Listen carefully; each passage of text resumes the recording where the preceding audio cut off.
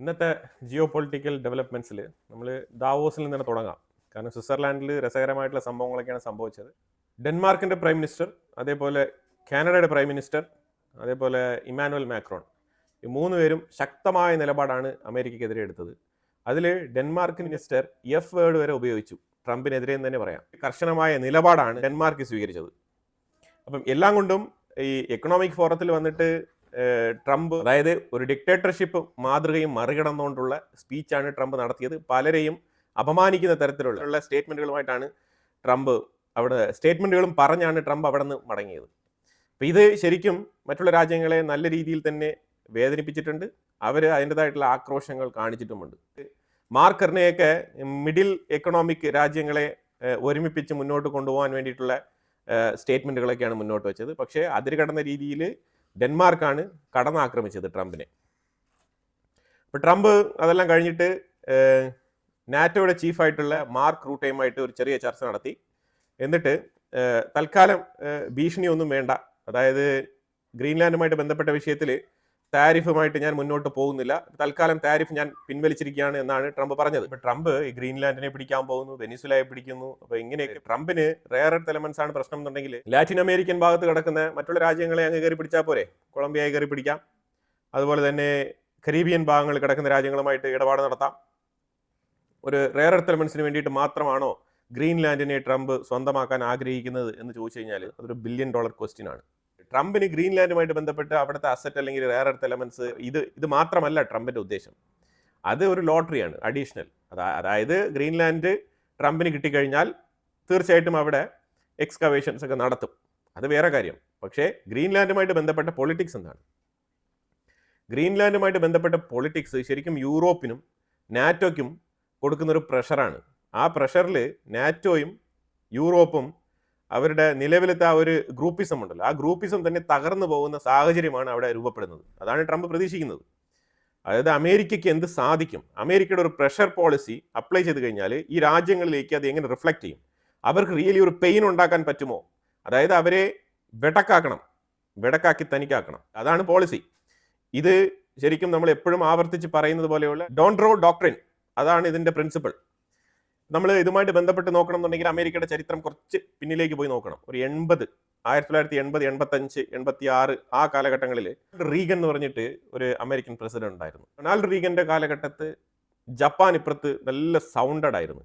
Japan ഇപ്പുറത്ത് നല്ല രീതിയിലുള്ള എക്കണോമിക് പുരോഗതി നേടിയ GDP വളർച്ചയിൽ 2ാം സ്ഥാനം രേഖപ്പെടുത്തിക്കൊണ്ട് അമേരിക്കയുടെ തൊട്ടടുത്ത് നിന്നിരുന്ന സാഹചര്യമാണ്. ജപ്പാൻ വല്ലാത്ത രീതിയിൽ മാനുഫാക്ചറിങ് ചെയ്യുന്നുണ്ട്. ടൊയോട്ട, നിസാൻ പോലത്തെ വാഹനങ്ങളെല്ലാം തന്നെ അമേരിക്കൻ മാർക്കറ്റുകൾ, യൂറോപ്യൻ മാർക്കറ്റുകളെല്ലാം കീഴടക്കുന്നു. അപ്പം അന്ന് ശരിക്കും ഒരു $1 ഏതാണ്ട് 200 സംതിങ് യെന്നാണ്, ജാപ്പനീസ് യെന്നാണ് അന്നത്തെ ഒരു വാല്യൂ, കറൻസി വാല്യൂ. അപ്പം ഇങ്ങനെ ജപ്പാൻ തുടരെ മുന്നോട്ട് സഞ്ചരിച്ചുകൊണ്ടിരിക്കുന്ന സാഹചര്യം അമേരിക്കയ്ക്ക് ഇതൊരു ഡിസ്റ്റർബൻസ് ആവുന്നുണ്ട്. അതായത് 2ാം ലോകമഹായുദ്ധത്തിന് ശേഷം ജപ്പാന്റെ ഒരു അവസ്ഥയാണ് നമ്മൾ നോക്കി കാണേണ്ടത്. 2ാം ലോകമഹായുദ്ധത്തിന് ശേഷം ശരിക്കും അമേരിക്ക ശക്തി ആർജിച്ച് വരുന്ന സമയത്ത് യുദ്ധത്തിൽ തകർന്നടിഞ്ഞിരുന്ന UK ലോൺ കൊടുക്കുകയാണ് ചെയ്തത്. ആ ലോൺ കൊടുക്കുക എന്ന് പറഞ്ഞാൽ ചില്ലറ ലോണല്ല കൊടുത്തത്. ഈ ലോൺ കൊടുക്കുന്നതിലൂടെ ശരിക്കും അമേരിക്കയുടെ ഒരു പ്ലാൻ എന്ന് പറഞ്ഞാൽ സ്റ്റെർലിംഗ് റീജിയൻ എന്ന് പറഞ്ഞിട്ട് ബ്രിട്ടന്റെ കീഴിലുണ്ടായിരുന്ന കുറേ റീജിയൻസ് ഉണ്ടായിരുന്നു. ഈ സ്റ്റെർലിംഗ് പൗണ്ട് ഹാൻഡിൽ ചെയ്തുകൊണ്ടിരുന്ന റീജിയൻസ്, കുറേ രാജ്യങ്ങൾ. ആ രാജ്യങ്ങളെല്ലാം തന്നെ അമേരിക്കയുടെ ചേരിയിലേക്ക് മാറ്റി നിർത്തിക്കൊണ്ട് UK ലോൺ കൊടുത്ത് മാസീവായിട്ടുള്ള ഇൻട്രസ്റ്റിലാണ് ലോൺ കൊടുത്തത്. ആ ലോൺ ഏതാണ്ട് UK അടച്ചു തീർത്തത് 2006 ആ ലോൺ തന്നെ UK അടച്ചു തീർത്തത്. എന്തായാലും അവർ തീർത്തെങ്കിലും ശരിക്കും UK പാപ്പരായി, കാരണം അത്രമാത്രം ഇൻട്രസ്റ്റ് അടച്ചിട്ടുണ്ട്. ആഫ്റ്റർ 2ാം ലോകമഹായുദ്ധം നിങ്ങളൊന്ന് ആലോചിച്ച് നോക്കൂ, അപ്പോൾ തുടങ്ങിയ ലോൺ തീരുന്നത് 2006. അപ്പോൾ അത്രമാത്രം ലെങ്തി ആയിട്ട് അത്രത്തോളം കാലം ഇൻട്രസ്റ്റ്, UKയുടെ ഇൻട്രസ്റ്റ് അമേരിക്ക വാങ്ങിയിട്ടുണ്ട്. UK ഗതി പിടിക്കാതെ പോയതിൽ ഒരു പ്രധാനപ്പെട്ട ഘടകം ഈ ലോൺ ആണെന്നും കൂടി പറയുന്നുണ്ട്. ജപ്പാനാണെങ്കിൽ ഒരിക്കൽ ഏഷ്യയെ തന്നെ ഡോമിനേറ്റ് ചെയ്തുകൊണ്ടിരുന്ന ഒരു രാജ്യമായിരുന്നു. അവരൊരു ഗ്ലോബൽ ഡോമിനേഷനിലേക്ക് മാറാൻ വേണ്ടിയിട്ട് 2ാം ലോകമഹായുദ്ധത്തിൽ ശ്രമങ്ങൾ നടത്തിയിട്ടുണ്ടായിരുന്നു. ഈ യുദ്ധം കഴിഞ്ഞിട്ട്, 2ാം ലോകമഹായുദ്ധം കഴിഞ്ഞിട്ട് ജപ്പാന്റെ ആ ഒരു സ്കെയിൽ ഡ്രാസ്റ്റിക്കലി ഡൗൺ ആകുന്ന ഒരു രംഗമാണ് നമുക്ക് കാണാൻ കഴിഞ്ഞത്. അത് കഴിഞ്ഞിട്ടും ജപ്പാൻ ഒരുപാട് ശ്രമിച്ചിട്ടുണ്ടായിരുന്നു. പക്ഷേ ജപ്പാനെ പരാജയപ്പെടുത്തിയ ഒറ്റൊരു സിഗ്നേച്ചർ, ആ സിഗ്നേച്ചർ എന്ന് പറഞ്ഞാൽ, ഞാൻ ഇതിനു മുമ്പ് പറഞ്ഞതുപോലെ ഗ്ലോബൽ ഓട്ടോമൊബൈൽ ഇൻഡസ്ട്രിയെ തന്നെ നിയന്ത്രിച്ചിരുന്ന ജപ്പാൻ, അതായത് അമേരിക്കയുടെ ഉള്ളിലുള്ള കാർ മാനുഫാക്ചറിങ് കമ്പനിയെ വരെ തകർച്ചയിൽ എത്തിക്കുന്ന തരത്തിലായിരുന്നു ജപ്പാന്റെ മാനുഫാക്ചറിങ്. ജപ്പാനിൽ നിന്നും നിർമ്മിച്ച് അമേരിക്കയിലേക്ക് കയറ്റിയിരിക്കുന്ന വാഹനങ്ങൾ അമേരിക്കയിലുള്ള വാഹനങ്ങളെക്കാളും വില കുറഞ്ഞ രീതിയിൽ അമേരിക്കയുടെ ഉള്ളിൽ അവൈലബിൾ ആകുന്നു. അപ്പോഴത്തേക്കും അമേരിക്കയുടെ ഇന്റർണൽ മാർക്കറ്റ് തകർച്ചയിലേക്ക് പോകുന്നു എന്നുള്ളതാണ്. അതായത് ഇന്നത്തെ ചൈനയുടെ അതേ സ്റ്റോറി. അപ്പോൾ അതായത് ഞാൻ പറഞ്ഞു വരുമ്പോഴത്തേക്ക് നിങ്ങൾക്ക് മനസ്സിലാക്കാൻ പറ്റും, ചൈനയെ തകർക്കാനും അമേരിക്കയുടെ സൈഡിൽ ചില ഞൊടുക്ക് വിദ്യകളുണ്ട്. പക്ഷെ അതിപ്പോൾ ബലിക്കില്ല. അത് ബലിക്കാത്തതിന് കാരണങ്ങളുണ്ട്. അമേരിക്കൻ കാർ മാനുഫാക്ചറിങ് കമ്പനികളിൽ ജോലി ചെയ്തിരുന്ന ഒരുപാട് പേരുടെ ജോലിയൊക്കെ നഷ്ടപ്പെട്ടിട്ടുണ്ടായിരുന്നു ബിക്കോസ് ഓഫ് ജപ്പാൻ. അന്ന് റൊണാൾഡ് റീഗൻ ആയിരുന്നു US ഭരണാധികാരി, റിപ്പബ്ലിക്കൻ പാർട്ടിയിൽ തന്നെ പെട്ട വ്യക്തിയാണ്. അന്നും ഇതേപോലെ ഡെമോക്രറ്റുകൾ ഇതിനെതിരെ അമേരിക്കയിൽ ജോലി നഷ്ടപ്പെടുന്നു, കൂടുതൽ അമേരിക്കയുടെ ഉള്ളിൽ ഇറക്കുമതി ആവുന്നുണ്ട്. അപ്പോൾ അതിനെ നിയന്ത്രിക്കണമെന്ന് പറഞ്ഞിട്ട് ജാപ്പനീസ് വാഹനങ്ങൾക്ക് മേളിൽ അല്ലെങ്കിൽ ജാപ്പനീസ് ഉൽപ്പന്നങ്ങൾക്ക് മേളിൽ താരിഫ് കൊണ്ടുവരണം എന്ന് പറഞ്ഞിട്ട് അന്ന് വളരെ ശക്തമായ രീതിയിൽ 1985 അമേരിക്ക ഒട്ടാകെ പ്രതിഷേധം രേഖപ്പെടുത്തിയിട്ടുണ്ടായിരുന്നു ഡെമോക്രാറ്റിക് പാർട്ടിയിൽപ്പെട്ട ആൾക്കാർ. പക്ഷേ അന്നത്തെ പ്രസിഡന്റ് റൊണാൾഡ് റീഗൻ ഇന്നത്തെ ഡൊണാൾഡ് ട്രംപിനെ പോലെ താരിഫ് ഇടാൻ കൂട്ടാക്കിയില്ല. അതിന് പകരം പുള്ളിക്കാരൻ പറഞ്ഞത്, നമ്മൾ ജപ്പാനുമായിട്ട് ഒരു ടേബിളിൽ ഇരുന്ന് സംസാരിക്കാം, ഒരു ചർച്ചയിലൂടെ ഇത് പരിഹരിക്കാമെന്ന് തീരുമാനിച്ചിട്ട് അന്നത്തെ G5 രാജ്യങ്ങൾ, അതേപോലെ തന്നെ ജപ്പാന്റെ ഫൈനാൻഷ്യൽ മിനിസ്റ്റർ, ജപ്പാന്റെ പ്രൈം മിനിസ്റ്റർ, ഇവരെയൊക്കെ വിളിച്ചു വരുത്തി അമേരിക്കയിൽ ഇരുത്തി അന്നത്തെ ട്രഷറി സെക്രട്ടറിയുമായിട്ട് ഇരുന്ന് റൊണാൾഡ് റീഗൻ ചർച്ച നടത്തുകയാണ്. ചർച്ച നടത്തിയിട്ട് സംഭവിച്ചത് ഒറ്റ സ്റ്റേറ്റ്മെന്റേ പറഞ്ഞോളൂ. അതായത് ഞാൻ ഡോളറിനെ, ഞങ്ങളുടെ ഓൺ കറൻസിയെ ഡീവാലുവേറ്റ് ചെയ്യുകയാണ് എന്നാണ് പറഞ്ഞത്. ഡീവാലുവേറ്റ് ചെയ്യുകയാണെന്ന് പറഞ്ഞിട്ട് അപ്പം അന്ന് ബാങ്കിന്റെ ഇൻട്രസ്റ്റ് റേറ്റുമായിട്ട് ബന്ധപ്പെട്ട കാര്യങ്ങളിലൊക്കെ മാറ്റങ്ങൾ വരുത്താൻ വേണ്ടിയിട്ടുള്ള തീരുമാനങ്ങളായിട്ട് ജപ്പാൻ അന്ന് ഡോളർ ഡീവാലുവേഷന് ഒപ്പിട്ട് കൊടുത്തിട്ട് ഇറങ്ങി വരികയാണ് ചെയ്തത്. കാരണം അല്ലാന്നുണ്ടെങ്കിൽ ജപ്പാന്റെ പ്രോഡക്റ്റ് അമേരിക്കയുടെ ഉള്ളിലേക്ക് ഇറക്കുമതി ചെയ്യാൻ സമ്മതിക്കില്ല എന്ന് പറഞ്ഞിട്ട് ഫോഴ്സ്ഫുള്ളി ജപ്പാനെ കൊണ്ട് ഒപ്പിടിപ്പിച്ചു ഈ ഡോളർ ഡീവാലുവേഷൻ ചെയ്യാൻ വേണ്ടിയിട്ട്. ഇവിടെയാണ് നമ്മൾ മനസ്സിലാക്കേണ്ടത്. അന്ന് വളരെ സ്മൂത്ത് ആയിട്ട് ഡോളർ ഡീവാലുവേഷൻ ചെയ്യാൻ വേണ്ടിയിട്ട് ജപ്പാൻ പ്രധാനമന്ത്രി ഒപ്പിട്ട് കൊടുത്തിട്ട് അങ്ങ് വന്നു. നമുക്കെന്താണ്, വീണ്ടും നമുക്ക് കാർ മാനുഫാക്ചറിങ് ചെയ്ത് ഇങ്ങനെ അയച്ചുകൊണ്ടിരിക്കാം എന്നുള്ള ധാരണയിലാണ് വന്നത്. പക്ഷേ പിന്നീട് സംഭവിച്ചതാണ് ചരിത്രം. പ്ലാസ എന്ന് പറഞ്ഞൊരു ഹോട്ടലിൽ, അതായത് പ്ലാസ അക്കോർഡ് എന്നാണ് വിളിക്കുന്നത്, കാരണം ഈ അക്കോർഡ് നടന്നത് പ്ലാസ ഹോട്ടലിൽ വെച്ചിട്ടാണ്. 1985 സെപ്റ്റംബർ 22 ഈ എഗ്രിമെന്റ് സൈൻ ചെയ്യുന്നത്. ഇതിൽ പങ്കെടുത്തത് G5 രാജ്യങ്ങളാണ്. അന്നത്തെ G5 എന്ന് പറഞ്ഞു കഴിഞ്ഞാൽ America, Britain, Japan, west Germany, France, ഈ 5 രാജ്യങ്ങളാണ് G5 എന്ന് വിളിക്കുന്നത്. ഈ 5 രാജ്യങ്ങളുടെ ഫൈനാൻഷ്യൽ മിനിസ്റ്റേഴ്സ് ഉണ്ടായിരുന്നു അവിടെ. ഡോളർ ഡിവാലുവേഷൻ ചെയ്തതിലൂടെ ജാപ്പനീസ് യെന്നിനും അമേരിക്കൻ ഡോളറിനും ഇടയിലുള്ള ആ ഒരു ഡിഫറൻസ് അത് ഡ്രാസ്റ്റിക്കലി കുറയുകയാണ് ചെയ്തത്.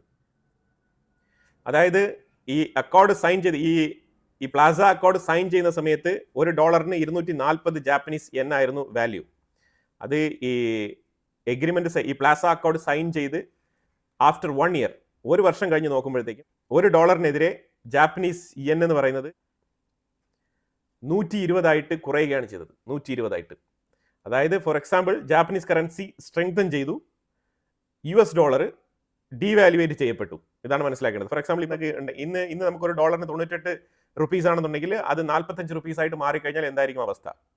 ഈ ഒരു സ്ഥിതിയാണ് അന്ന് ഉണ്ടായത്. പ്രത്യക്ഷത്തിൽ നോക്കുമ്പോഴത്തേക്കും ഒരു എക്സ്പോർട്ടർക്ക് നല്ലതല്ല ഇത്. ഇമ്പോർട്ടർക്ക് ഓക്കെയാണ്, പക്ഷേ എക്സ്പോർട്ടർക്ക് നല്ലതല്ല. അതാണ് മനസ്സിലാക്കേണ്ടത്.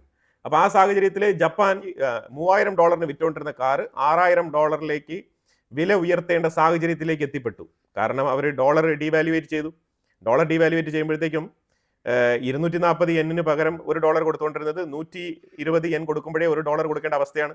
അപ്പോൾ ആ സാഹചര്യത്തിൽ 3000 രൂപയ്ക്ക് കൊടുത്തുകൊണ്ടിരുന്ന വാഹനം $6000 ഉയർന്നു. അങ്ങനെ ഉയർന്ന സമയത്ത് ജാപ്പനീസ് വാഹനങ്ങൾക്കുള്ള ഡിമാൻഡ് അവിടെ കുറയുകയും അമേരിക്കയുടെ ഇന്റർണൽ മാനുഫാക്ചേഴ്സിനെ സപ്പോർട്ട് ചെയ്യാൻ വേണ്ടിയിട്ടാണ് ഈ പരിപാടി അമേരിക്ക ചെയ്തത്. എന്നാൽ ഡൊണാൾഡ് ട്രംപ് ന്യായപ്രകാരം ഈ ഒരു ഫോർമുലയാണ് അപ്ലൈ ചെയ്യേണ്ടത്. പക്ഷേ എന്തുകൊണ്ട് ഡൊണാൾഡ് ട്രംപ് ഈ കാലഘട്ടത്തിൽ ആ ഒരു പോളിസി അപ്ലൈ ചെയ്തില്ല? അതിനൊരു പ്രത്യേക കാരണമുണ്ട്. കാരണം അന്നത്തെ ഒരു സിറ്റുവേഷൻ അല്ല ഇന്ന്. 1985 അപ്ലൈ ചെയ്ത ആ ഒരു മോഡൽ ഇന്ന് പരീക്ഷിക്കാൻ കഴിയില്ല. അപ്പോൾ അതിന് പല കാരണങ്ങളുണ്ട്. അത് നമുക്ക് വേറൊരു വീഡിയോയിൽ നോക്കാം. ഇപ്പം നിലവിൽ ഇങ്ങനെയാണ് ജപ്പാന്റെ മാർക്കറ്റിനെ അമേരിക്ക തകർത്ത് തുടങ്ങിയത്. ഇങ്ങനെ ജപ്പാനെ തകർത്ത് തരിപ്പണമാക്കി ജപ്പാൻ ഏതാണ്ട് ഒരു 20 വർഷത്തേക്ക് ഒരു റവന്യൂവും ക്രിയേറ്റ് ചെയ്യാൻ പറ്റാത്ത അവസ്ഥയിലേക്ക്, തകർച്ചയിലേക്ക് പോകുന്ന സാഹചര്യമാണ് ഉണ്ടായത്. ഒരു കാലഘട്ടത്ത് ജപ്പാന്റെ പ്രോഡക്റ്റ് എന്ന് പറഞ്ഞാൽ തോഷിബ ആയിക്കോട്ടെ, നാഷണൽ സെറ്റ് ആയിക്കോട്ടെ, അങ്ങനെ പല പല കമ്പനികൾ. പക്ഷേ ഇന്ന് ആ കമ്പനികൾക്കൊക്കെ ഉള്ള ഡിമാൻഡ് എന്ന് പറഞ്ഞാൽ സിഗ്നിഫിക്കൻ്റ്ലി അത്ര റിമാർക്കബിൾ അല്ല. അതാണ് മനസ്സിലാക്കേണ്ടത്. പക്ഷെ അതേസമയം മറ്റു പല കമ്പനികളും, കോമ്പറ്റീറ്റേഴ്സ് കമ്പനികളൊക്കെ പല പല രാജ്യങ്ങളിൽ നിന്നും പൊട്ടിമുളച്ചു. ഇന്ന് അതിനൊക്കെ വല്ലാത്ത രീതിയിലുള്ള മാർക്കറ്റ് രീതിയിൽ ജപ്പാൻ ഇന്ന് ഒരു പീക്കിലെത്താൻ പറ്റാത്ത അവസ്ഥയിൽ തുടരുകയാണ്. അതുകൊണ്ടാണ് ജപ്പാന്റെ തൊട്ട് താഴെ കിടക്കുന്ന ഇന്ത്യ ഉൾപ്പെടെയുള്ള രാജ്യങ്ങളുടെ എക്കോണമിയെ ജപ്പാന് തടയാൻ പറ്റാത്ത ഒരു സാഹചര്യത്തിലേക്ക് ജപ്പാൻ നീങ്ങി. ഇന്ത്യയൊക്കെ ജപ്പാനെ മറികടന്ന് മുന്നോട്ട് കയറി വന്ന സാഹചര്യമാണ് ഇപ്പം. ഇത് ജപ്പാനെ എങ്ങനെയാണ് അമേരിക്ക തകർത്തത് അതേ മാതൃകയിൽ ചൈനയെ തകർക്കാൻ ശ്രമിക്കും, 100% ശ്രമിക്കും. പക്ഷേ അത് പരാജയപ്പെടും. അതും കൂടി നമ്മളിവിടെ ചേർത്ത് പറയേണ്ടതുണ്ട്. അപ്പം ട്രംപിന്റെ പ്രശ്നം എന്ന് പറഞ്ഞാൽ ഒരു അൺസർട്ടനിറ്റി ക്രിയേറ്റ് ചെയ്യുക. ആ അൺസർട്ടനിറ്റി ക്രിയേറ്റ് ചെയ്തിട്ട് അതിൽ ഏതെങ്കിലും തരത്തിലുള്ള ഓപ്പർച്യൂണിറ്റീസ് ഉയർന്നു വരുന്നു എന്നുള്ളതാണ് നോക്കിയിരിക്കുന്നത്. അപ്പോൾ ആ ഓപ്പർച്യൂണിറ്റീസിൽ ഗ്രാബ് ചെയ്ത് മുന്നോട്ട് പോകാനും ഏറ്റവും കൂടുതൽ അമേരിക്കയുടെ ഉള്ളിലേക്ക് വരുമാനം ഉണ്ടാക്കാനുമുള്ള ശ്രമമാണ് നടത്തുന്നത്. പക്ഷേ അത് ഈ താരിഫ് പോളിസി ഓൾറെഡി തന്നെ പരാജയപ്പെട്ട പോളിസിയാണ്. അതുകൊണ്ടാണ് റൊണാൾഡ് റീഗൻ ഈ താരിഫ് പോളിസി വേണ്ടാന്ന് പറഞ്ഞത്. അന്ന് ഇതേ റിപ്പബ്ലിക്കൻ പാർട്ടിക്ക് നേതൃത്വം കൊടുത്തിരുന്ന റൊണാൾഡ് റീഗൻ വേണ്ടാന്ന് വെച്ച താരിഫ് പോളിസിയാണ് ട്രംപ് ഇന്ന് എടുത്ത് വയറ്റുന്നത്. അപ്പോൾ അതുകൊണ്ട് ഇത് ഒരു അട്ടർ ഫെയിലിയർ മോഡലാണ്. അതാണ് നമുക്ക് പറയാനുള്ളത്. അമേരിക്കയുടെ ഈ ഒരു തിരിച്ചടി, ഡോളർ ഡിവാലുവേഷൻ തിരിച്ചടിയെ തുടർന്ന് ജപ്പാന്റെ ഉള്ളിൽ സ്റ്റോക്ക് മാർക്കറ്റും അതേപോലെ റിയൽ എസ്റ്റേറ്റ് മേഖലയും ബൂസ്റ്റ് ചെയ്ത് കൊണ്ടുവരാൻ തുടങ്ങി. പക്ഷേ ഇത് ഒരു ബബിളായിരുന്നു, വല്ലാത്ത രീതിയിലുള്ള ഒരു ബബിളായിരുന്നു. അതായത് ഒരു 3 വർഷം കൊണ്ട് ഏതാണ്ട് 38,000 പോയിന്റ് മറികടന്നുകൊണ്ട് ജപ്പാന്റെ സ്റ്റോക്ക് എക്സ്ചേഞ്ച് റെക്കോർഡ് സൃഷ്ടിച്ചിരുന്ന ഒരു കാലഘട്ടമായിരുന്നു അത്. പക്ഷെ അത് 3 വർഷം കഴിഞ്ഞിട്ട് പിന്നീട് അത് ഇമ്മീഡിയറ്റ് ആയിട്ട് അത് ഡൗൺ ആയി. പിന്നീട് ആ മാർക്കറ്റ് ക്രാഷിൽ നിന്നും ജപ്പാൻ കരകയറാൻ എടുത്ത ടൈം എന്ന് പറഞ്ഞാൽ ഏതാണ്ട് 25-30 വർഷങ്ങൾ എടുത്തു എന്നുള്ളതാണ്. അതാണ് ചരിത്രം. കാരണം പിന്നീട് ഈ ഒരു 38,000 എന്ന് പറഞ്ഞാൽ ആ പീക്കിൽ ജപ്പാൻ എത്താൻ പറ്റിയിട്ടില്ല. ഇപ്പോഴും എത്താൻ പറ്റാതെ 1%, 2% ഗ്രോത്ത് മാത്രം രേഖപ്പെടുത്തിക്കൊണ്ട്, GDP ഗ്രോത്ത് അത് മാത്രം രേഖപ്പെടുത്തിക്കൊണ്ട് മുന്നോട്ട് പോയി ഇഴഞ്ഞഴിഞ്ഞ് മുന്നോട്ട് പോകുന്ന സാഹചര്യത്തിലേക്ക് ജപ്പാൻ നീങ്ങിയിരിക്കുകയാണ്. എന്നാലോ അമേരിക്ക ജപ്പാനെ കൃത്യമായി ട്രാപ്പ് ചെയ്ത് ജപ്പാന്റെ മാക്സിമം ഫണ്ട് അമേരിക്കയുടെ ഉള്ളിലേക്ക് ബോണ്ടിൽ നിക്ഷേപിക്കാൻ പറഞ്ഞു, അതും കുറഞ്ഞ പലിശ നിരക്കിൽ.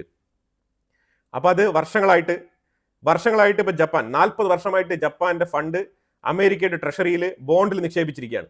അതിനെക്കുറിച്ചുള്ള വേവലാതിയാണ് ജപ്പാന്റെ പ്രൈം മിനിസ്റ്റർ സനെ തക്കേഷി ഇന്ന് അറിയിച്ചത്. ഇത്രയും ചീപ്പായിട്ടുള്ള ഇൻട്രസ്റ്റ് റേറ്റിന് നമ്മൾ 40 വർഷമായിട്ട് എന്തുകൊണ്ട് ഈ ബോണ്ട് അവിടെ വെച്ചിരിക്കുന്നു എന്നുള്ളതാണ് ഇന്ന് പാർലമെന്റിൽ ജപ്പാൻ പ്രൈം മിനിസ്റ്റർ ചോദിക്കുന്നത്. എന്ത് കാര്യം? ഒരു കാര്യമില്ല, 40 വർഷമാണ് വെറുതെ പോയത്. ഇനിയിപ്പം ജപ്പാൻ എത്രയും വേഗം ഈ ഒരു ഫണ്ട് പിൻവലിച്ചില്ല എന്നുണ്ടെങ്കിൽ ഇതേപോലെ ഒരു സുപ്രഭാതത്തിൽ ഡോളർ ഡിവാലുവേഷൻ ചെയ്യപ്പെട്ട് കഴിഞ്ഞാൽ അതിന്റെ വാല്യൂവിന് പ്രശ്നം ഉണ്ടാവും. അത് വളരെ നിർണായകമായിട്ടൊരു വിഷയമാണ്. എനിവേ, അത് വേറൊരു സബ്ജക്റ്റും കൂടിയാണ്. നമ്മൾ വേൾഡ് എക്കണോമിക് ഫോറത്തിന്റെ വിഷയത്തിലേക്ക്, ഡാവോസിലേക്ക് വന്നു കഴിഞ്ഞാൽ ഇന്ത്യയുടെ യൂണിയൻ മിനിസ്റ്റർ അശ്വിനി വൈഷ്ണവ് അവിടെ ഒരു സ്പീച്ച്, ശരിക്കും അവിടെ 2 കാര്യങ്ങളാണ് എടുത്തു പറയേണ്ടത്. ഈ 2 കാര്യങ്ങളിൽ ഒന്ന്, IMFന്റെ ലീഡറിന് കൃത്യമായിട്ടുള്ള മറുപടി. ഇന്ത്യയെക്കുറിച്ച് ഇന്ത്യ GDP-യുമായിട്ട് ബന്ധപ്പെട്ട് മെഷർ ചെയ്ത ടൂൾസ് ശരിയല്ല എന്ന് പറഞ്ഞിട്ട് IMFന്റെ ഒരു ക്രിട്ടിക്സ് ഉണ്ടായിരുന്നു. അപ്പോൾ ആ ക്രിട്ടിക്സ് എന്തിന്റെ ബേസിസിലാണെന്നുള്ള രീതിയിലുള്ള ചോദ്യമാണ് അശ്വിനി വൈഷ്ണവ് അവിടെ ഉയർത്തിയത്. അത് വളരെ നിർണായകമായിട്ടുള്ള ചോദ്യം. അതിലുപരിയായിട്ട് AI ടെക്നോളജിയുമായിട്ട് ബന്ധപ്പെട്ട് ഈ IMFന്റെ ലീഡർക്ക് എന്തറിയാം, അത് ഡിഫൈൻ ചെയ്യാൻ വേണ്ടിയിട്ട് വരെ, അത് ഡിഫൈൻ ചെയ്യുമെന്ന് വരെ അശ്വിനി വൈഷ്ണവ് ഡയറക്റ്റ് ആയിട്ട് ചോദിച്ചു. ആ പാനലിൽ 5-6 പേരുണ്ടായിരുന്നു. അതിലൊരാളാണ് ഇന്ത്യയെ പ്രതിനിധീകരിച്ച അശ്വിനി വൈഷ്ണവ്. വളരെ ബ്രില്യൻ്റ് ആയിട്ടുള്ള ആൻസേഴ്സ് ആയിരുന്നു എല്ലാം തന്നെ. അത് കണ്ടുകൊണ്ടിരിക്കാൻ തന്നെ അത്രമാത്രം രസമുണ്ടായിരുന്നു. കാരണം അത്ര എക്സ്പെർട്ട് ലെവലിലുള്ള എക്സ്പ്ലനേഷൻസ് ആണ് ഓരോ ചോദ്യങ്ങളും കൊടുത്തത്. അപ്പം അതിലെ ഒരു 2-3 കാര്യങ്ങൾ മാത്രം പറഞ്ഞിട്ട് ഞാൻ ഈ വീഡിയോ അവസാനിപ്പിക്കാം. ഇന്ത്യയോട് അവിടെ ചോദിച്ച ചോദ്യം എന്ന് പറഞ്ഞാൽ, നിങ്ങൾ 3ാമത്തെ സാമ്പത്തിക ശക്തിയായിട്ട് മാറുമെന്ന് നിങ്ങൾ വിശ്വസിക്കുന്നുണ്ടോ? അത് എത്ര കാലം കൊണ്ട് സാധിക്കും? എന്താണ് അതിൻ്റെ കാരണങ്ങൾ? അതിന് വളരെ കൃത്യമായിട്ടുള്ള മറുപടിയാണ്. ഇന്ത്യ ഒരുപാട് റിഫോംസ് ഉണ്ടാക്കിയിട്ടുണ്ട്. പണ്ട് നമ്മൾ ചെയ്തുകൊണ്ടിരുന്ന പല കാര്യങ്ങളും, അത് 6 വർഷം വരെ കാലപരിധി എടുത്ത് ചെയ്തുകൊണ്ടിരുന്ന പല വിഷയങ്ങളും ഇന്ന് 2.5 മാസം കൊണ്ട് നമ്മൾ പൂർത്തിയാക്കുന്നു. പല റെയിൽവേ പ്രോജക്റ്റ് ആയിക്കോട്ടെ, പല തരത്തിലുള്ള ടെക്നോളജിക്കൽ പ്രോജക്റ്റ് ആയിക്കോട്ടെ, റോഡ് ഇൻഫ്രാസ്ട്രക്ചർ പ്രോജക്റ്റ് ആയിക്കോട്ടെ, ഇതെല്ലാം തന്നെ. അതുപോലെ തന്നെ ഏതാണ്ട് 1600ഓളം ലോ എടുത്ത് കളഞ്ഞിട്ടുണ്ട്. 1600ഓളം നിയമങ്ങൾ ഇന്ത്യയിൽ നിന്നും എടുത്ത് കളഞ്ഞിട്ടുണ്ട്. അതുപോലെ തന്നെ 32,000 കംപ്ലൈൻസസ് പൂർത്തിയാക്കിയിട്ടുണ്ട്. ഇന്ത്യയുടെ എക്സ്പോർട്ട് ഈവൻ ട്രംപിന്റെ താരിഫിനിടയിലും ഇൻക്രീസ് ആയിട്ടുണ്ട്. ഇലക്ട്രോണിക്സിൽ ഇന്ത്യ 3rd ലാർജസ്റ്റ് എക്സ്പോർട്ടറായിട്ട് മാറിക്കൊണ്ടിരിക്കുകയാണ്. അപ്പം ഇങ്ങനെ കുറേ ഫാക്ടുകൾ, അതുപോലെ ഇന്ത്യക്കുള്ളിൽ കുറേ റിഫോംസ് ഇന്ത്യ കൊണ്ടുവന്നിട്ടുണ്ട്. പ്രത്യേകിച്ച് GST-യിലായിക്കോട്ടെ, അതേപോലെ തന്നെ ഒരുപാട് റിഫോംസ്, മാക്രോ ലെവലിലുള്ള റിഫോംസ് എല്ലാം തന്നെ എടുത്തു പറഞ്ഞുകൊണ്ട് വളരെ ഭംഗിയായിട്ട് തന്നെയാണ് ഉത്തരം കൊടുത്തത്. അത് കഴിഞ്ഞിട്ടാണ് സെക്കൻഡ് ക്വസ്റ്റ്യൻ, AI ടെക്നോളജിയുമായിട്ട് ബന്ധപ്പെട്ട് AI വിത്ത് ജിയോ പൊളിറ്റിക്സ്, അതിൻ്റെ ഒരു ഇമ്പാക്റ്റ്, അതിനെക്കുറിച്ചാണ് ചോദ്യം. അതിന് അശ്വിനി വൈഷ്ണവ് പറഞ്ഞത് AIക്കും ജിയോ പൊളിറ്റിക്സിനും തമ്മിൽ ഒരു ബന്ധമില്ല. അതിന് 5 ലേയേഴ്സാണ് കൃത്യമായിട്ട് പുള്ളിക്കാരൻ എക്സ്പ്ലെയിൻ ചെയ്തത്. 5 സ്ട്രാറ്റജിക് ലേയേഴ്സ് എന്നാണ് പറഞ്ഞത്. Application layer, model layer, chip layer, infra layer, energy layer. ഈ 5 ലെയറാണ് അശ്വിനി വൈഷ്ണവ് കൃത്യമായിട്ട് അവിടെ കോട്ട് ചെയ്തത്. ഇതിന് ഓരോന്നിനും കൃത്യമായിട്ടുള്ള എക്സ്പ്ലനേഷൻ കൊടുത്തിട്ടുണ്ടായിരുന്നു. എന്നിട്ട് തിരിച്ച് IMFന്റെ ലീഡറിൻ്റെ അടുത്ത് ഒരു ചോദ്യം കൂടെ ചോദിച്ചിട്ടുണ്ടായിരുന്നു. ആ ചോദ്യത്തിന് അവർക്ക് ഉത്തരമില്ല, ചോദ്യമല്ല, കൃത്യമായിട്ട് അവരെ കൗണ്ടർ ചെയ്ത് അവർക്ക് നോസ് കട്ട് കൊടുത്തിട്ടാണ് അശ്വിനി വൈഷ്ണവ് ആ സ്റ്റേറ്റ്മെന്റ് അവസാനിപ്പിച്ചത്. ബോധ്യമില്ല, അതായത് നിങ്ങൾക്ക് എ ഐയെ കുറിച്ച് വലിയ ഐഡിയ ഇല്ല, അങ്ങനെ ഉണ്ടെങ്കിൽ നിങ്ങൾ ഈ ലാർജ് ലാംഗ്വേജ് മോഡലോ അല്ലെങ്കിൽ ഏതെങ്കിലും ആപ്ലിക്കേഷൻസോ ഇതൊക്കെ പറയൂ എന്നാണ് പറഞ്ഞത്. എങ്ങനെയാണ് എ ഐയിൽ റവന്യൂ ഉണ്ടാകുന്നത്? ലാർജ് ലാംഗ്വേജ് മോഡൽ നമ്മൾ ഉണ്ടാക്കിയത് കൊണ്ട് എങ്ങനെയാണ് വരുമാനം ഉണ്ടാകാൻ പോകുന്നത്? വരുമാനം ഉണ്ടാക്കുന്നതിന് ലാർജ് ലാംഗ്വേജ് മോഡൽ ഉണ്ടാക്കിയിട്ട് കാര്യമില്ല, എങ്ങനെയാണ് നമ്മൾ അതിനെ ഡിപ്ലോയ് ചെയ്യുന്നത് എന്നതിലാണ് കാര്യം നമ്മൾ നോക്കി കാണേണ്ടത്, ശ്രദ്ധ പുലർത്തേണ്ടത്. അതിലൂടെയാണ് എ ഐയിൽ വരുമാനം വരുന്നത്. പിന്നെ രണ്ടാമത്തെ കാര്യം, ഈ എ ഐയും ജിയോ പൊളിറ്റിക്സും തമ്മിൽ എന്താണ് ബന്ധം? അങ്ങനെ ഒരു ബന്ധമുണ്ടെങ്കിൽ നിങ്ങൾ പറയൂ എന്നാണ് പറഞ്ഞത്. ഈ ഇന്ത്യ എന്താണ് ഈ ഒരു എ ഐ ഡെവലപ്മെന്റിൽ നിന്ന് പ്രതീക്ഷിക്കുന്നത് എന്ന ചോദ്യത്തിന് ഇന്ത്യക്ക് ഉപയോഗിക്കാൻ പറ്റുന്ന രീതിയിലുള്ള എ ഐ ഡെവലപ്മെന്റുകൾ ഇന്ത്യക്കുള്ളിൽ നടക്കുന്നുണ്ട്. അത് മനസ്സിലാകണം എന്നുണ്ടെങ്കിൽ പേരുകളൊന്നും ഞാൻ എടുത്തു പറയുന്നില്ല. ഇന്നത്തെ ലാർജ് ലാംഗ്വേജ് മോഡലായിട്ടുള്ള ഏതെങ്കിലും എ ഐ ആപ്പുകൾ നിങ്ങൾ ഒന്ന് ഷട്ട് ഡൗൺ ചെയ്യൂ. അതുകൊണ്ട് എന്തെങ്കിലും ഇമ്പാക്റ്റ് ഉണ്ടാകുന്നോ എന്നുള്ളതാണ് മോണിറ്റർ ചെയ്യേണ്ടത്. അത് പുള്ളിക്കാരൻ പറഞ്ഞു വെക്കുന്നത് ചാറ്റ് GPT പോലെയോ അല്ലെങ്കിൽ ഇതേപോലത്തെ ആപ്പുകൾ, അങ്ങനത്തെ ആപ്പുകളൊക്കെ നിങ്ങളൊന്ന് ഷട്ട് ഡൗൺ ചെയ്ത് നോക്കുക, അതിന്റെ സർവീസസ്. അതിന്റെ ഇമ്പാക്ട് എന്താണെന്നുള്ളത് കൃത്യമായിട്ട് പഠിച്ച് മനസ്സിലാക്കാൻ പറ്റും. അതിലൂടെ അശ്വിനി വൈഷ്ണവ് പറഞ്ഞു വെച്ചത് വേറെ ഒന്നുമല്ല, അതായത് ചാറ്റ് GPT നാളെ സ്വിച്ച് ഓഫ് ചെയ്ത് കഴിഞ്ഞാൽ ഇതിന്റെ യൂസേഴ്സ് ഏറ്റവും കൂടുതൽ അതിന് യൂസേഴ്സ് ഉള്ളത് ഇന്ത്യയിലാണ്. അപ്പം ഇന്ത്യയിലുള്ള യൂസേഴ്സ് അത് ഉപയോഗിക്കുന്നില്ല എന്നുണ്ടെങ്കിൽ അവർ ഡൊമസ്റ്റിക്കലി ഡെവലപ്പ് ആയിട്ടുള്ള മറ്റു പല പ്ലാറ്റ്ഫോമുകൾ യൂസ് ചെയ്ത് തുടങ്ങും. അതിനുള്ള ഫെസിലിറ്റി ഇന്ത്യയിലുണ്ട്. പക്ഷേ അതേസമയം ഈ ലാർജ് ലാംഗ്വേജ് മോഡൽ എന്ന് പറഞ്ഞാൽ ഈ ചാറ്റ് GPT പോലത്തെ കമ്പനികളെയൊക്കെ ഓൺ ചെയ്യുന്ന രാജ്യങ്ങളുണ്ടല്ലോ, ആ രാജ്യങ്ങളിലേക്കുള്ള ഈ കമ്പനികളുടെ അക്കൗണ്ട് ബാങ്ക്രപ്സിയിലേക്ക് പോകുമെന്നാണ് പറഞ്ഞു വെച്ചത്. അത് കൃത്യമായിട്ടുള്ള മെസ്സേജ്, വളരെ പെർഫെക്റ്റ് ആയിട്ടുള്ള, വളരെ സ്വീറ്റ് ആയിട്ടുള്ള മറുപടിയാണ് കൊടുത്തിരിക്കുന്നത്. അതായത് ഓരോ ചോദ്യങ്ങൾക്ക് മറുചോദ്യം ചോദിക്കാൻ പറ്റാത്ത രീതിയിലുള്ള കൃത്യമായിട്ടുള്ള സിബ് ഇട്ട മറുപടിയാണ് കൊടുത്തത്. അതായത് ചാറ്റ് GPT ഒക്കെ അടച്ചു പൂട്ടി കഴിഞ്ഞാൽ ഇന്ത്യക്ക് ഒരു നഷ്ടമില്ല, നിങ്ങളുടെ രാജ്യത്ത് അവിടെ ബാങ്ക്രപ്സി ഉണ്ടാകുമെന്നാണ് പറഞ്ഞു വെച്ചത്. കാരണം ഇതിന്റെ എൻഡിൽ പുള്ളിക്കാരൻ പറഞ്ഞു വെച്ചത് ഇതേപോലത്തെ large language model applications propose ചെയ്തുകൊണ്ട് ഒരുപാട് ഇൻവെസ്റ്റ്മെന്റുകൾ ഇതിന്റെ പേരിൽ അമേരിക്ക വാങ്ങിച്ചു കൂട്ടുന്നുണ്ട്. അതാണ് പറഞ്ഞു വെക്കുന്നത്. ആ ഇൻവെസ്റ്റ്മെന്റുകളെല്ലാം തന്നെ AI ബബിൾ ഇൻവെസ്റ്റ്മെന്റ്സ് എന്നാണ് പറഞ്ഞു വെക്കുന്നത്. അപ്പൊ ഇതിനെക്കുറിച്ചുള്ള കൃത്യമായിട്ടുള്ള ബോധ്യം IMF-ന് വേണം. അതറിയാതെ IMF വന്ന് ഇവിടുന്ന് പൊട്ടത്തരങ്ങളാണ് ചോദിക്കുന്നത് എന്നാണ് പറഞ്ഞു വെച്ചത്. അതായത് ഇന്ത്യയുടെ GDP-യെ ക്രിട്ടിസൈസ് ചെയ്ത് IMF-ന്റെ തലപ്പത്തിരിക്കുന്ന ആൾക്ക് കൃത്യമായിട്ടുള്ള മറുപടി, അത് വാശി വെച്ച് മറുപടി പറയുന്ന കണക്ക് കൃത്യമായിട്ടുള്ള കുറിക്ക് കൊള്ളുന്ന മറുപടി കൊടുത്തിട്ടാണ് അശ്വിനി വൈഷ്ണവ് ആ സ്റ്റേജിൽ നിന്ന് ഇറങ്ങിപ്പോയത്. AI ടെക്നോളജിനെയും ജിയോ പൊളിറ്റിക്സിനെയും കൂട്ടിക്കുഴക്കേണ്ടതില്ല, അതാണ് പറഞ്ഞു വെച്ചത്. അപ്പോൾ എന്തായാലും ട്രംപ് എന്തുകൊണ്ടാണ് ഇങ്ങനെ ഒരു മാഡ്നസ് കാണിച്ചുകൊണ്ടിരിക്കുന്നത്? അപ്പോൾ ഈ മാഡ്നസ്സിലൂടെ പുള്ളിക്കാരൻ എന്താണ് ഉദ്ദേശിക്കുന്നത്? എന്തുകൊണ്ടാണ് റൊണാൾഡ് റീഗൻ അപ്ലൈ ചെയ്ത ആ ഒരു പോളിസി ട്രംപിന് ഇപ്പം അപ്ലൈ ചെയ്യാൻ പറ്റുന്നില്ല എന്നുള്ളത് നമ്മൾ വേറൊരു വീഡിയോയിൽ സംസാരിക്കാം.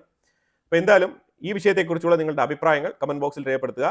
പിന്നെ ഒരു വിഷയം കൂടി പറയാനുള്ളത്, ട്രംപ് ഈ താരിഫ് പിൻവലിച്ചതുപോലെ തന്നെ ഗ്രീൻലാൻഡുമായിട്ട് ബന്ധപ്പെട്ട വിഷയം കുറച്ച് സ്റ്റോപ്പ് ചെയ്ത് വെച്ചിരിക്കുകയാണ്. സ്റ്റോപ്പ് മീൻസ് പൗസ് ചെയ്ത് വെച്ചിരിക്കുകയാണ്.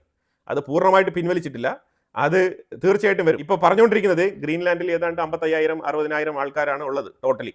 അപ്പോൾ ആ ജനങ്ങൾക്കിടയിൽ ഒരു വോട്ടെടുപ്പ് നടത്തണം. ഈ വോട്ടെടുപ്പ് നടത്തിയിട്ട് അമേരിക്കയ്ക്കാണോ അല്ലെങ്കിൽ ഡെൻമാർക്കിനാണോ ഏറ്റവും കൂടുതൽ മെജോറിറ്റി നോക്കിയിട്ട് തീരുമാനിക്കണം എന്നാണ് പറഞ്ഞിരിക്കുന്നത്. അല്ലാതെ ടോട്ടലി ഗ്രീൻലാൻഡിനെ വിട്ട് പിന്മാറിയിട്ടില്ല ട്രംപ്. ഗ്രീൻലാൻഡുമായിട്ട് ഇപ്പോഴും ഗ്രീൻലാൻഡിന്റെ താല്പര്യത്തോടു കൂടി തന്നെയാണ് നിൽക്കുന്നത്. എന്നാലും അമേരിക്ക അതിനകത്തൊരു കളി കളിക്കുന്നുണ്ട്. അമേരിക്കയ്ക്ക് വോട്ട് നൽകുന്ന ആൾക്കാർക്ക് $1 മില്യൺ ഗിഫ്റ്റ് കൊടുക്കും. ഇതാണ്, അതായത് ബ്രൈബ്. അതാണ് ഓപ്പൺ ആയിട്ട് ട്രംപ് പ്രഖ്യാപിച്ചിരിക്കുകയാണ്. അത് ഇതുപോലത്തെ ഒരു നേതാവിനെ നമ്മൾ ലോകത്ത് ആദ്യമായിട്ട് കാണുകയാണ്. അത് വോട്ടെടുപ്പ് നടത്തി അമേരിക്ക വിജയിക്കാൻ വേണ്ടിയിട്ട് ബ്രൈബ് ചെയ്യാൻ പോവുകയാണ്. അമേരിക്കയ്ക്ക് അനുകൂലമായിട്ട് വോട്ട് രേഖപ്പെടുത്തുന്ന ഒരു ഗ്രീൻലാൻഡ് പൗരന് $1 മില്യൺ വെറുതെ കൊടുക്കും. എങ്ങനെയുണ്ട്? ഇതാണ് സംഭവം. ഈ ഒരു ടാഗ് ലൈനോട് കൂടി ഈ വീഡിയോ ഞാൻ അവസാനിപ്പിക്കുകയാണ്. ഇതിനെക്കുറിച്ചുള്ള അഭിപ്രായങ്ങൾ കമന്റ് ബോക്സിൽ രേഖപ്പെടുത്തുക. കൂടുതൽ വാർത്തകളുമായിട്ട് അടുത്ത വീഡിയോയിൽ വരാം. Thank you so much.